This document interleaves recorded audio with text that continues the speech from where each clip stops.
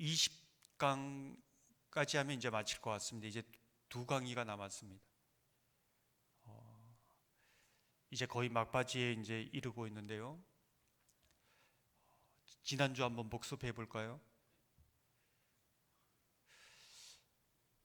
이제 잊어버릴만 하면 또 이제 복습하고, 잊어버릴만 하면 또 이제 복습합니다. 삶으로 복습하시길 바랍니다. 크리스찬과 소망이 순례길을 가다가 무지를 만났습니다. 이 무지를 만난 사건을 통해서 우리에게 질문을 던지고 있지요. 어떤 질문을 던지고 있는가? 크리스찬이 무지에게 당신은 새 예루살렘 성문 앞에서, 지금으로 얘기하면 천국 문 앞에서 무엇을 보여줄 수 있느냐, 보여줄 것이 있느냐 이제 묻는 것이죠. 그때 무지라는 이 청년은 자신이 얼마나 주일 예배에 철저하게 나왔는지, 기도도 얼마나 열심히 했는지, 금식도 철저히 하고 11조도 빼먹지 않고 했다는 것을 얘기합니다. 이것이 정말 자기가 보여줄 수 있는 것이라는 거죠. 근데 그것은 새 예루살렘 성문 앞에서 아무런 도움을 주지 못합니다. 하나님의 은혜를 받아서 감사해서 응답한 것이지 그것이 의가 될 수 없다는 것이죠. 무엇을 보여줄 수 있느냐? 정말 순례의 길을 가는 우리가 하나님 앞에 섰을 때에 정말 보여줄 수 있는 것이 있는가? 한 장로님 이야기를 들었습니다. 이 장로님은 주일날 정말 빠지지 않고 주일 예배 나오십니다. 아주 성실하십니다. 성품도 좋습니다. 심지어 수요 금요 예배도 나오시는 분입니다. 예수 믿는 분 하면 이제 이분입니다. 그런데 여러 가지 어려움을 당하면서 이분이 던지는 질문이, 이 고난의 극한 고난을 거쳐오면서 나는 예수 믿는 것이 무엇인지조차도 몰랐다. 난 교회 잘 나오고 봉사하면 예수 믿는지 알았다. 근데 지금 이 고난을 거치면서 정말 십자가 앞에 섰을 때 나는 예수 믿는 것이 무엇인지조차도 몰랐다. 다시 처음 예수님을 믿는 것처럼 이제 믿고 있다. 이런 고백을 들었습니다. 정말 우리는 예수를 제대로 믿고 있는가? 정말 천국 문 앞에서 내어놓을 믿음이 있는가? 이 부분을 묻는 것이죠. 혹시 전혀 도움도 안 되는 것을 내어놓고 마치 이것이 천국을 열 수 있는 천국의 열쇠처럼 생각하고 있지 않는가? 이것을 이제 무지라는 청년이 우리에게 던지고 있는 것이지요. 아주 실존적인 질문입니다. 크리스찬과 소망이 그 다음 누구를 만납니까? 7 귀신 들린 그런 사람을 만납니다. 굉장히 괴팍하지요. 그 7 귀신 들린 사람이 우리에게 던지는 질문은 무엇인가? 정말 겸손한 마음으로 마음을 다 비웠습니다. 주님밖에 없습니다. 그 마음으로 나왔습니다. 너무나 잘한 것이죠. 근데 그 마음 중심을 보니 그 마음에 하나님의 말씀이 채워지지 않는 것이죠. 비어 있습니다. 공허합니다. 예수를 믿으면서도 그 마음에 평안이 없습니다. 예수가 없습니다.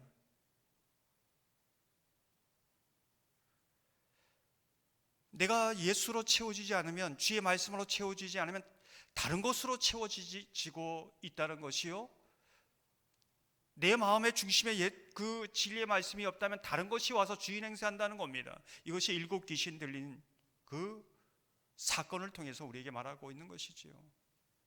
우리의 마음 심령을 보면서 우리가 무엇으로 가득 차 있는가?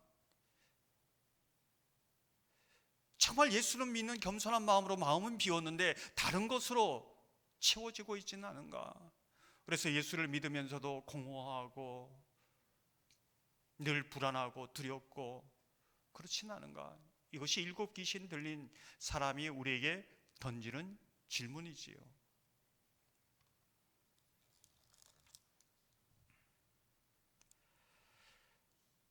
크리스천과 소망이 이제 가면서 만났던 사람이 작은 믿음이었습니다. 믿음은 있는데 믿음이 너무 약한 거죠. 작지요. 그가 세 명의 도둑이지요. 영적인 그 도둑들에게 자기의 영적인 귀한 보물을 다 빼앗깁니다. 기쁨도 빼앗기고 평안도 빼앗기고 주님을 향한 사랑의 열정도 빼앗기고 다 빼앗깁니다. 다 도둑 맞는 것이지요. 작은 믿음이 우리에게 던지는 질문이 무엇인가? 우리가 믿음이 있는데 작은 믿음은 아닌가? 이 작은 믿음이 성장해 가고 있는가?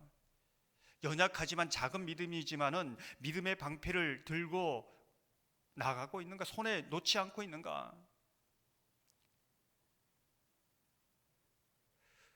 작은 믿음이지만 날마다 나의 작은 문제를 예수님께 맡기고 살아가고 있는가? 이제 이 부분을 우리에게 말하시고 있는 것이요. 나는 믿음이 작아. 주님 믿습니다. 우리의 믿음을 더하여 주옵소서. 그 믿음의 고백으로 나가고 있는가? 사랑하는 성도 여러분, 새 예루살렘 성문 앞에서 보여줄 수 있는 믿음이 예수 그리스도의 보혈의 의가 여러분 가운데 지식이 아니라 입술의 그냥 고백이 아니라 마음 중심의 진정한 믿음의 고백으로 나타나기를 소망합니다. 예수 믿고 늘 빈 마음 허한 마음이 아니라 예수의 진리로 사랑으로 충만하시기를 소망합니다. 작은 믿음을 가진 자이지만 날마다 믿음의 방편을 손에 들고 날마다 주님 앞에 나아가 나의 문제를 주님 앞에 맡기고 주님의 인도하심을 경험하며 믿음에서 믿음으로 나아가는 그러한 은혜가 있기를 주님의 이름으로 축원합니다. 이제 오늘 여정을 보면 크리스찬과 소망이 순례의 길을 가면서 어떤 일이 일어나는가? 오늘 보면은 두 갈래 길을 만납니다. 딱 섰는데 두 갈래 길이 있는 것이지요. 그냥 주저하기만 하고 어떻게 어느 길을 가야 될지 모르는 겁니다. 주저하고 있을 때 낯빛이 검은 한 남자, 흰 망토를 두른 그 사나이가 와서 나를 따라와라. 나를 따라오면은 된다. 이제 이렇게 얘기합니다. 그냥 무작정 따라가는 것이지요. 근데 그것이 잘못된 길이었습니다. 책의 내용을 보면 이렇게 말하고 있습니다. 사내는 두 사람이 눈치채지 못하는 사이에 미리 그물을 쳐둔 자리까지 유인했다. 갑자기 그물에 갇힌 크리스천과 소망은 어쩔 줄 모르고 허둥거렸다. 사나이의 시커먼 등에서 하얀 망토가 주르륵 흘러내렸다. 순간 순례자들은 덫에 걸렸음을 직감했다. 아무리 버둥거려도 그물에서 벗어날 길이 없음을 알게 된 두 사람은 그 자리에 주저앉아 엉엉 울었다. 이 사람들이 초신자가 아닙니다. 수많은 그 고난을 헤쳐나온 아볼루온이라는 그 강적하고도 싸워서 이긴 그 사람들이지요. 그런데 이 그물에 걸려서 나오지를 못합니다. 이 사건은 순례를 걷고 있는 우리에게 무엇을 말해주고 있는가? 이제 크리스천과 소망의 대화를 보면 소망의 말처럼 목자들이 지도를 항상 길을 모를 때에는 지도를 펴보라고 했는데 지도가 무엇입니까? 성경이지요. 펴보라고 하는데 그것을 펴보지 않았습니다. 그 지도를 통하여 말씀이 어떤 길로 인도하는지 물어보지 않았습니다. 그냥 주저주저한 것이죠. 사람의 그냥 길을 사람이 인도하는 대로 따라간 겁니다.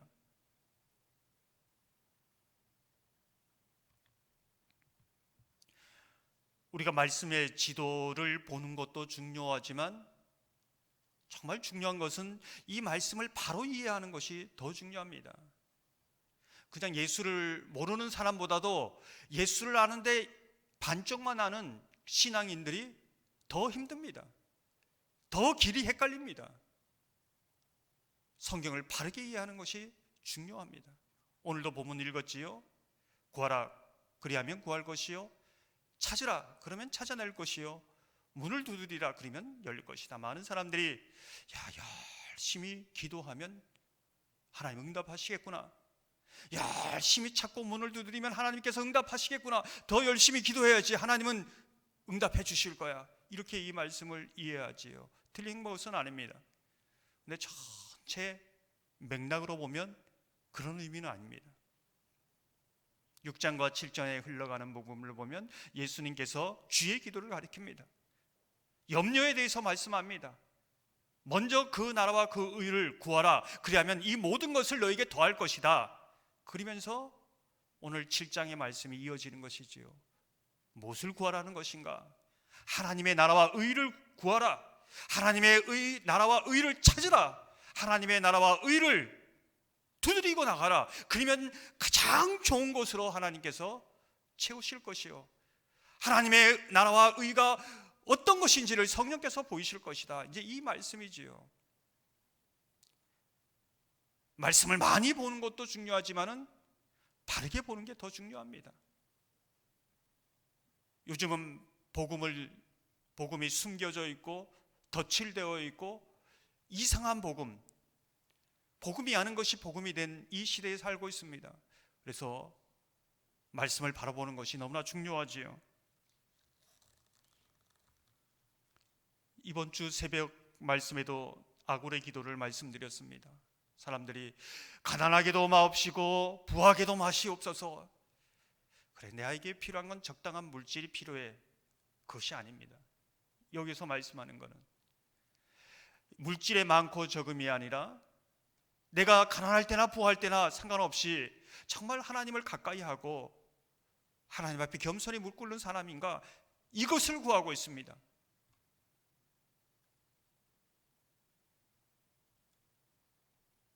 많은 한국교회가 가난해서 부해지는 것이 하나님께 영광 돌리는 것이요, 가난한 것이 겸손한 것이요, 소박한 것이요? 아닙니다. 어떤 때에도 하나님을 가까이 하며 하나님을 사랑하는가, 경외하는가, 이것이 초점이지요. 그래서 바르게 보아야 바른 길을 갈 수 있는 것입니다.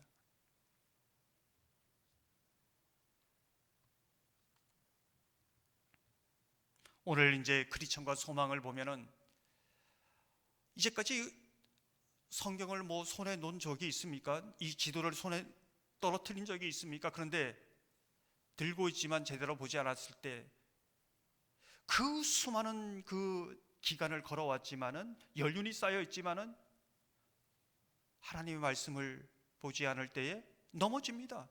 그물에 걸리는 것이지요. 연륜이 우리의 어떤 강함을 증명해내지 못한다는 겁니다. 언제나 겸손히 주님께 붙어 있지 않으면은 우리는 언제나 10년, 20년, 30년, 40년 신앙생활을 한 사람이 잘하는 것이 아니라 겸손한 사람이 잘한다는 것이지요. 그 사람이 승리한다는 겁니다. 크리스천과 소망은 그것을 말해주고 있습니다.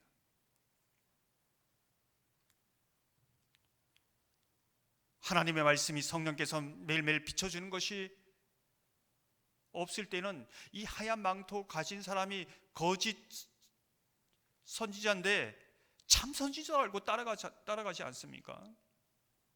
다른 사람이 아니라 크리스천과 소망입니다. 우리는 어떻겠습니까? 사랑하는 성도 여러분, 저와 여러분이 하나님의 말씀을 매일 묵상하며 성령께서 우리의 영안을 열어 분별력을 주시기를 원합니다.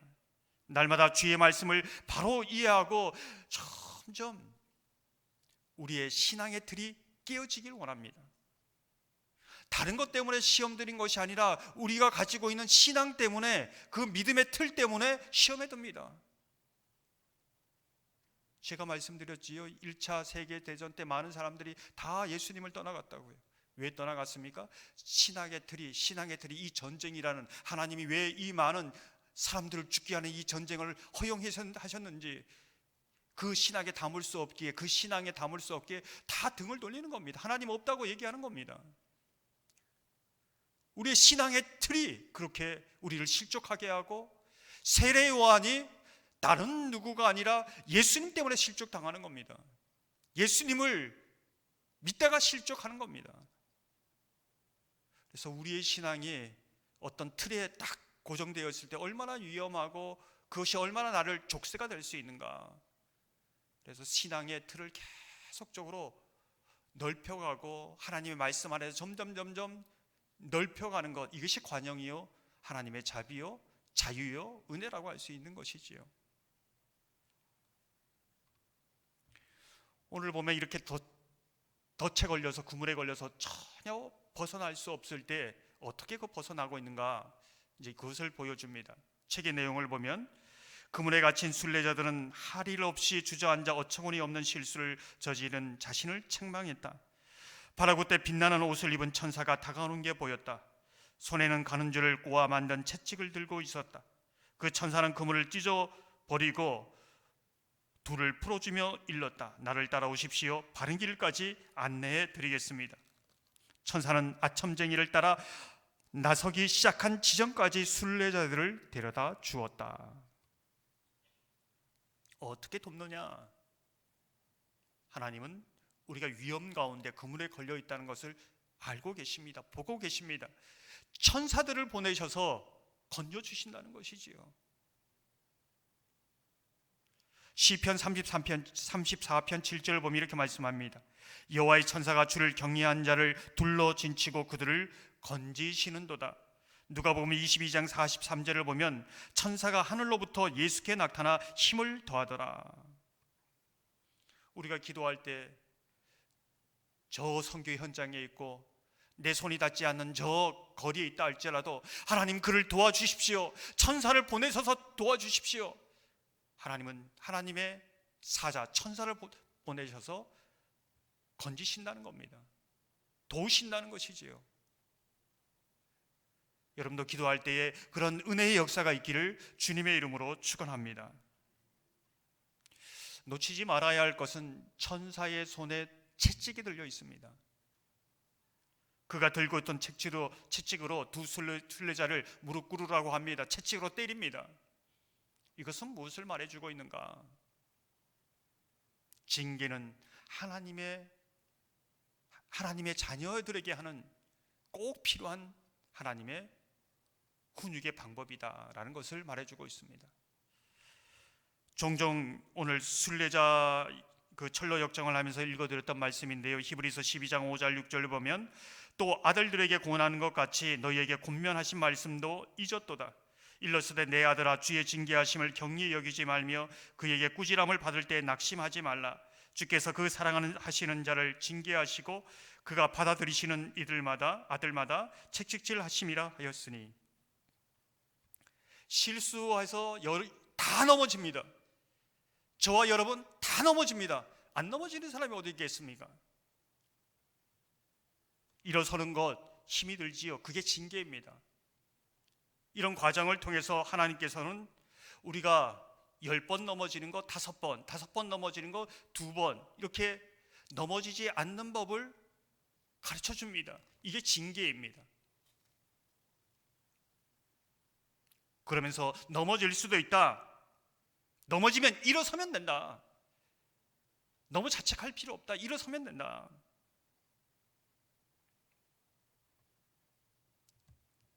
주의 말씀을 통하여 일어서면 되는 것이지요. 우리가 징계를 통하여 모두 실수하는 사람인데 넘어지지 않는 법도 배우지만 넘어졌을 때 일어서는 법도 가르쳐 줍니다. 무엇을 통해서요? 징계를 통해서 그렇습니다. 가다가 돌부리에 넘어져서 발목이 부러졌습니다. 그게 징계라고 할 수 있지요. 다음부터 어떻게 합니까? 잘 보고 다니지요. 이게 은혜입니다.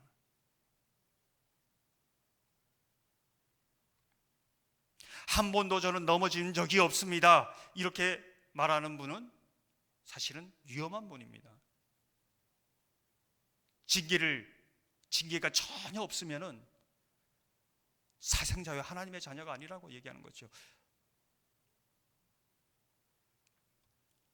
크리스천과 소망이 다시 순례길에 오르고 있을 때 어떤 사람을 만나고 있는가? 오늘 이제 무신론자를 만나고 있습니다. 무신론자는 우리보다 믿음이 더 좋습니다. 어떤 믿음이 더 좋을까요? 하나님이 계시지 않는다는 이 믿음이 확실합니다. 흔들리지 않습니다. 이게 무신론자입니다. 책의 내용을 보면 이렇습니다. 상대편 나그네는 자신의 이름은 무신론자라면서 어디로 가는 길이냐고 물었다. 시온산으로 갑니다. 크리스천이 말했다. 대답을 들은 무신론자는 우스워 죽겠다는 듯 깔깔거렸다. 왜 그렇게 웃으시는 겁니까? 크리스천은 따지듯 질문했다. 이렇게 지루한 여정을 꾹 참고 견디는 꼴이 하도 무지해 보여서 웃음이 절로 나는구려. 온갖 고생을 감수해가며 여행을 계속해봐야 돌아오는 것 고통뿐이라. 새 예루살렘 성이라는 데는 이 세상에 어디에도 없어. 그런 데가 있다고 믿었기에 나도 그토록 긴 세월 동안 찾아다녔을 겁니다. 댁들보다 훨씬 오래 길을 헤맸던 선배로서 장담하는데 새 예루살렘 성이라는 데는 어디에도 없습니다. 아무리 뒤져봐도 소용없다는 얘기올시다. 무신론자는 하나님이 계신 것을 믿지 못하기에 믿는 자를 비웃습니다. 조롱합니다. 그럴 수밖에 없지요. 하나님이 계신 것을 믿지 못하는데요. 우리가 눈여겨보아야 할 것은 이 무신론자가 그토록 긴 세월 동안 하나님을 믿으려고 했다는 겁니다. 새 예루살렘 성 찾아다녔다는 겁니다. 오늘 표현을 보면 그토록 오랜 세월 동안 진리를 찾았습니다. 근데 믿음이 생기지 않는 것이죠.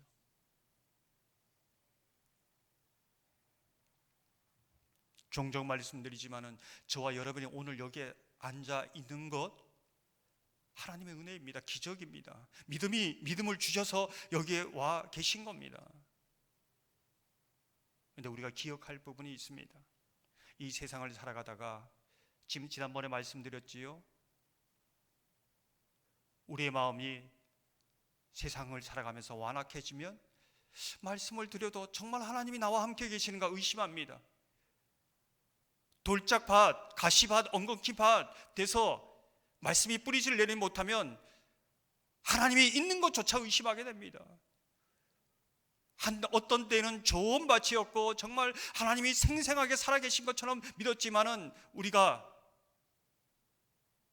깨어있지 못하고 늘 우리의 마음밭을 말씀의 그 곡괭이로 삽으로 기경하지 않으면 우리도 이렇게 굳어버려서 실존적인 무신론자, 하나님이 살아계신데 믿는다고 말은 하는데 삶에서는 전혀 하나님이 함께 계시지 않는 것처럼 행하는 사람이 될 수 있다는 것을 경계하고 있는 것입니다. 말씀은 들음에서 납니다. 다른 방법이 없습니다. 말씀은 들음에서 나며 그 믿음은 계속 지속되는 것이 아니라 계속적으로 말씀의 공급을 받아서 마치 매일매일 물을 주는 나무처럼 자라갑니다. 크리스천과 소망이 순례의 길을 가면서 이번엔 마법의 땅에 들어갑니다. 책의 내용을 보면 이렇습니다. 크리스천과 소망은 걷고 또 걸어서 어느 동네에 들어갔다. 이곳에는 이상한 공기가 가득해서 제대로 적응하지 못하는 나그네는 저절로 깊은 잠에 빠지곤 했다. 말 나오기에 들어서자마자 몸놀림이 굼떠지고 졸음이 몰려오는 걸 느낀 소망은 크리스천에게 말했다. 왜 이렇게 나른해지는지 모르겠어요. 도저히 눈을 뜰 수가 없네요. 아무데나 누워서 잠깐 자고 갑시다. 절대로 안 될 말일세. 크리스천은 펄쩍 뛰었다. 여기서 잠들면 다시는 못 일어날 걸세. 그러면 우리는 다른 사람들처럼 잠자지 말고 깨어있으며 정신을 바짝 차려야 한다네. 순례의 길에 여러 번 찾아오는 것이 영적인 깊은 잠입니다. 그 새 예루살렘 가까이 갔을 때도 이 마법의 성을 지납니다. 앞부분에 보았을 때 어떤 일이 있었지요? 십자가 언덕을 지나서 또 다른 언덕을 올라갈 때 3명의 사람이 깊은 잠에 그 고랑에 채워서 자고 있습니다. 죽음의 바다가 바로 밑에 있는데 위험을 감지 못하고 자고 있는 것이지요. 그 사람이 미련쟁이였습니다. 기도의 손이 약해지고 말씀의 무릎이 굳어진 게으름뱅이, 무슨 일을 해도 수많은 병만만 내세우며 회피하는 거드름뱅이, 깊은 영적 잠에 지금 빠져 있는 것이죠. 심지어는 크리스천도 잠시 정사에서 사다가 잠깐 졸다가 말씀의 두루마기를 떨어뜨리지 않습니까? 그래서 사자가 있는 그 길을 올라가려다가 두려워서 갈 수가 없습니다. 한 발짝도 내릴 수 없는 것이지요. 그 두려움을 뚫고 나갈 수 있는 믿음도 없습니다. 그래서 말씀을 떨어뜨린 곳에 다시 와서 그 두려움을 가지고 그 사자를 지나서 아름다운 성으로 들어가는 것을 우리는 압니다. 끊임없이 여러 번 반복해서 이 영적인 깊은 잠이 우리를 시험하고 잠들게 하는 것이지요. 시편 말씀처럼 그 잠이 사랑하는 자에게 주시는 잠인지 영적으로 무감각하여 잠에 빠진 것인지 분별하고 깨어 있어야 한다는 것을 말해주고 있습니다. 많은 순례자들이 깊은 영적 잠에 빠져서 순례의 길을 가다가 낙오하는 경우가 많다는 겁니다. 그래서 저는 루틴을 너무 좋아합니다. 평생 새벽 예배를 할 수 있다, 그게 루틴입니다. 거기에 영적인 리트머스지가 되는 것이요, 내 영적 상태를 가장 잘 볼 수 있는 게 새벽입니다. 피택자들에게 이 새벽은 지켜라.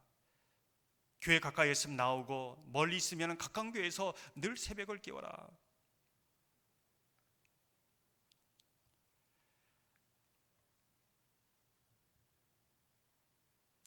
크리스천과 소망이 이제 순례의 길을 가면서 마지막으로 또 한 번 점검하는 것이 있습니다. 신실에게도 한번 물었지요. 소망에게 어떻게 이 여정을 시작했느냐. 둘이 이제 대화를 나눈 장면이 이 철로역쟁 거의 막바지 부분에서 나오고 있습니다. 이 부분이 중요하죠. 아니 신앙을 처음 시작했던 때가 언젠데 다시 그 부분을 이야기하고 있는 것입니다. 책의 내용을 보면 이렇습니다. 그리차는 이야기를 시작했다. 한 가지 묻겠네. 형제는 어쩌다가 이 여정을 시작하게 됐어? 어떻게 해서 심령의 상태에 관심을 갖게 되었느냐는 말씀이시죠. 소망이 되물었다. 그렇다네, 바로 그걸세. 형제님도 허망시장에서 파는 상품들을 보셨지요? 나는 아주 오랫동안 거기서 살 수 있는 물건들을 즐기며 살고 있었습니다. 계속해서 그런 식으로 지냈더라면 아마 멸망을 당하고 지옥의 형벌을 받는 신세를 면하지 못했을 겁니다. 지금으로 말하면 어떤 것입니까? 순례의 길을 가면서 내가 어떤 구원을 받았는가, 어떤 회심에 어떻게 내가 인격적으로 예수님을 만났는가, 그곳을 다시 한번 계속적으로 점검하고 그 만났던 예수님이 나의 인생 가운데 어떻게 인도해 오셨는가, 자꾸 점검해야 되는 것이죠. 하나님은 누구이시고 나는 누구인가? 그때도 물었지만 나는 지금 어디로 가고 있고 나는 왜 여기 서 있고, 그것을 계속적으로 물어야 된다는 것이지요. 오늘 이 크리스찬이 신실에게 물었던 질문이 바로 그 질문입니다. 우리가 앞만 보고 열심히 가다 보면은 우리가 어떤 이 엄청난 구원의 사건, 어떤 그 회심을 경험했는지, 어떻게 내가 예수님을 인격적으로 완전히 다 잊어버리고 그냥 종교생활을 할 수 있다는 겁니다. 이것이 분명치 않으면 늘 헛갈리는 것이지요. 저도 목회를 하면서 주님이 콜링할 때 자꾸 이제 참 좀 앞이 뿌옇게 보이고, 왜 나 같은 사람을 하나님께서 불러서 이 일을 시키는가? 그러면 다시 이제 나를 불렀던 그 지점으로 가는 겁니다. 너가 나를 택한 게 아니라 내가 너를 택했다. 너무 생생하게 말씀하시는, 너는 내 것이다 말씀하시는 그 지점으로 다시 돌아가서 그 요한복음 말씀 붙들고 다시 일어서는 것이지요. 우리도 언제 어떻게 주님을 만나 주는지, 어떤 말씀으로 만나 주셨는지, 그 말씀이 내 신비에 새겨져 있는지 다시 확인하고 다시 순례의 길을 가게 되는 겁니다.